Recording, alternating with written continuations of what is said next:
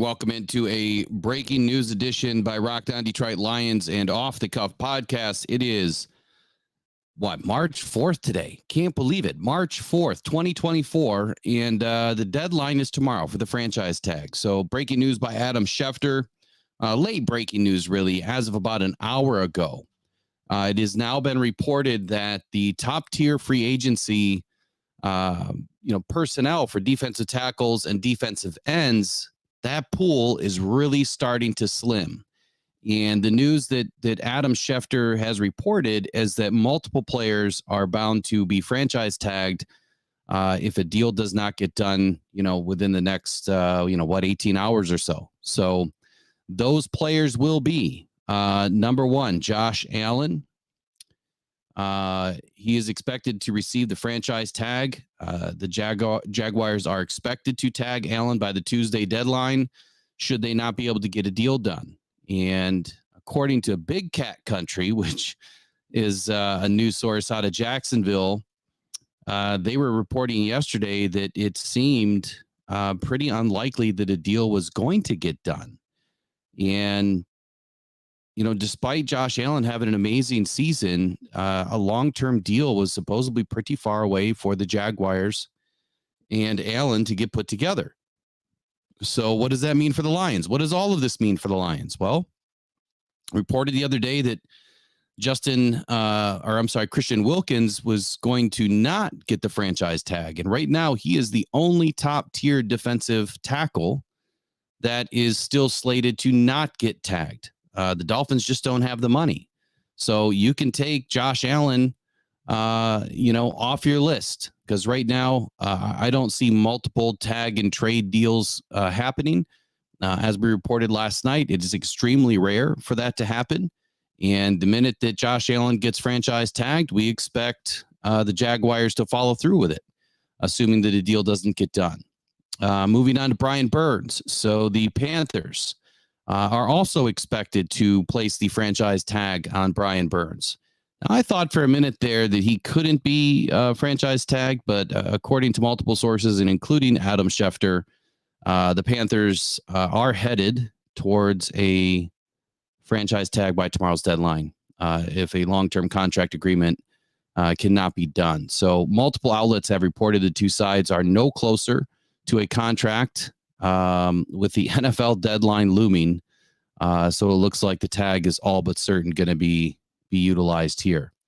And then moving on to Justin Madubuike. So this one kind of hurts.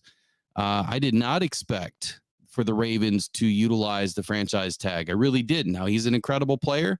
Obviously, he's a driving force for a lot of their success on the defensive side of the ball.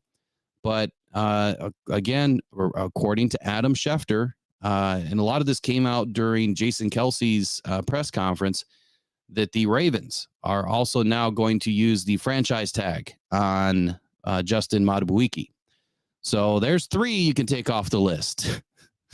It's not looking good for the Lions to go out and find a defensive tackle or defensive end by ways of free agency, which, again, where does that put us? It puts us right where, I've been talking about the Lions now for a few weeks, and it's second-tier guys. I've said it time and time again that I think, that's Brad Holmes' mantra, that, he is, more of, how much can he get for that same amount of money as, as a top-tier guy? Doesn't mean he wouldn't go after one. But I've called a few things here. One, I thought that they would go after a corner in free agency, not a defensive tackle or defensive end. And number two, that they would go after some second tier guys, the AJ Epinesa type, that are a third of what, these bigger guys are looking for, maybe even a quarter, depending on who it is. So lastly, Chris Jones. Apparently the Chiefs' use of the franchise tag on L'Jarius Sneed, this was about 7 minutes ago, was reported that the Chiefs' use of the franchise tag on cornerback L'Jarius Sneed was finally used, right? They finally put it on Sneed today. It was reported the last couple of days. It was a done deal. They finally did it today. But what that's meaning is that they're very close to a deal with Chris Jones. So Chris Jones is not going to slip away from the Chiefs. And I think no matter what, the report that I had read earlier today is that they are always looking, to get the deal done as quickly as possible. But both sides are under the understanding that a deal will get done, that both sides will be happy with it. It just may take a little bit more time past the franchise tag deadline. So again, there's, another guy off the list. Not that I really expected, a lot of these guys to be candidates to be Detroit Lions, just because I think there's more to this than just top tier talent and stats on paper. We know that Brad Holmes is a big time character guy, and I think all of these guys, have great character. I really do, but I don't know them from Adam, so I don't know what they do inside of their buildings with their teammates inside the locker room. Have no clue, and that's up for Brad Holmes to figure out. And with his resources within the league, he gets great information on these guys. Hey, didn't expect a bunch of people to jump in today, but let me give everybody a shout out real quick. Better the Hunt. Good afternoon, Will. Hey, good afternoon to you. Robert Welch says, what's up, chat? Beautiful day out there. It is, man. Michigan, beautiful day today. Kind of a balmy 70 degrees. Feels great. Sean Rounds, what's up, Will? Haven't heard anything on Jalen Johnson from Chicago, and there isn't much on the Google machine on whether he may go or stay. And you're right. I'll be digging into that a little bit later on, trying to figure out what's going on. Where are they? The latest news that I've heard out of Chicago is that the Justin Fields, I guess trade value is not as robust as what they had hoped. I can't say that I'm surprised, but now there's even talks of Kirk Cousins ending up down in Atlanta, and that's crazy to me. And then, hearing Justin Fields could stay within the NFC North with the Vikings, which won't make me happy, but let's just hope he can get traded out of the NFC, because for whatever reason, I guess until the Lions fix their cornerback issue and defensive tackle issue, they're not going to be able to contain Justin Fields. Mike P says, neither of your first two were ever on my list. Hey, that's good, because that means you're not feeling, bad about it today. Robert Welch, I've always disliked the franchise tag. I kind of do too. I think it's just, a way for these guys, these teams to kind of tuck their guys away for a little bit longer and try to get a deal done, because the teams can back out of the franchise tag.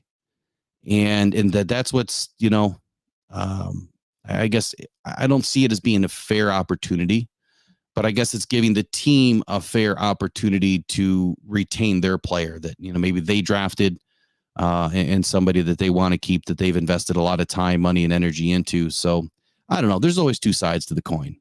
Sonos says, checking in from San Diego. Hey, how you doing out there in Cali? Welcome in to Rock Down Detroit Lions Off the Cuff. So quick update today, breaking news, free agency information. Again, we can go ahead and remove Josh Allen, Brian Burns from the list. Justin Matabuiki and Chris Jones sounds like he's going to get a deal done with the Kansas City Chiefs. So all bad news for the Detroit Lions and the fans, that we're expecting a big move to happen within the free agency market. Again, I still do expect for the Lions to get something done here with some of the second tier guys. And, as we've been reporting here, that AJ Epinesa is expected to hit free agency. Christian Wilkins expected to hit free agency. And there's a whole host of other players that are expected to hit free agency. They won't be crazy expensive. The big news out of today was two big things outside of this. You had Russell Wilson, who is set to be released. We heard that a couple of months ago. It was planned on that, this was going to happen. Where he ends up, who knows? Is he willing to take a smaller deal to end up with what could be a contender? Is Russell Wilson a contender quarterback himself? One would argue probably not. So I'm not going to get deep off into Russell Wilson right now, but I do not expect him right now to end up a Chicago Bear or a Minnesota Viking. But we'll leave that door open for now. Right now, we're expecting Caleb Williams to be a Chicago Bear and to start year one. We're not expecting anything different for that, but there is a door open in Minnesota. Whether or not that it's a real opportunity is going to come down to the money. And the secondary bigger news was L'Jarius Sneed finally tagged. But as we know, he has the tag and trade option from the Chiefs to go out and seek a trade partner. So Mike P says Hunter is still there. He's still out there. And so the DT in Miami, not concerned. Yeah, we got two options. Got two options right now. I would say that Danielle Hunter is, he's probably number one on the list right now over top of Christian Wilkins. It depends on which way you want to go. You've got a defensive end and a defensive tackle. What's going to be most important? Has been reported by multiple people throughout the combine that the Lions are more interested in signing a top tier free agent cornerback. And that's where they are. That's where their mindset is. But as we know, with Brad Holmes and Dan Campbell and that the entire Lions organization, they are not going to feed the machine as much information as you would think. Things stay relatively quiet around Allen Park. There's not a lot of information pouring out of there. And that's done by purpose. If something happens, they'll let us know. But until something happens, they try not to let us know. That usually takes a leak. And, some people have a few people here or there that they can get information from, but it is so few and far between when people report breaking news that this is going to happen or that's going to happen. A lot of it is hogwash. Some of it is expected stuff, but there's just not a ton coming out of Detroit. Never really has been. Let's see here. Robert Welch says he could be a good backup vet. Probably all Russell has. I think he's still a starter. I just don't think that he's a contender. I think that, he's at the tail end of his career. Kamel says, I think the Lions have to pick between Danielle Hunter, Christian Wilkins, or Sneed. If they want to keep the current group of guys together, they can't go too crazy in free agency. So I think the market for the Lions free agents, and you'll have to pardon me, I don't have the number right now in front of me what the current Lions cap availability is, but the last numbers that were reported were still around 60 million. I'm sure that's changed. But let's just say they have 60. Even if you were to get, your top 4 contracts done, they could still have 60. They're going to really backload, those deals. But if you were to be realistic about it, I would say that they could comfortably spend 30 million in free agency comfortably and still be able to sign, they'd extend the guys that are expected to get extended this season or definitely by next season. So a lot can be done. It's just how far do you want to kick the can? And for today's conversation and what we're reporting today is just the Lions not having the best news being reported by other teams that franchise tags will be used, which is now slimming the pot. The franchise tag is fleeting our opportunities, like the thumbnail says, to bring in a defensive tackle or a defensive end. That could really change the game and help out Aiden Hutchinson, to have a better season here in year 3. So, all right, y'all, appreciate y'all joining me for this breaking news edition of Rock Down Detroit Lions free agency updates. We have some things planned here over the coming days. I have a special guest, Adam Aniba, on Wednesday night at 8:00. Washington Commanders writer. He also is an independent scout. We're going to be talking about the Ben Johnson saga. Now that everything has kind of died down, let's have a conversation with somebody that's there, that, hears everything, sees everything, and let's see what he has to say about what transpired there with Ben Johnson. And, I've got some other questions for him. Like, does he think Ben Johnson would have been a really good head coach, had he been hired? Or, I guess the same could be said about Aaron Glenn.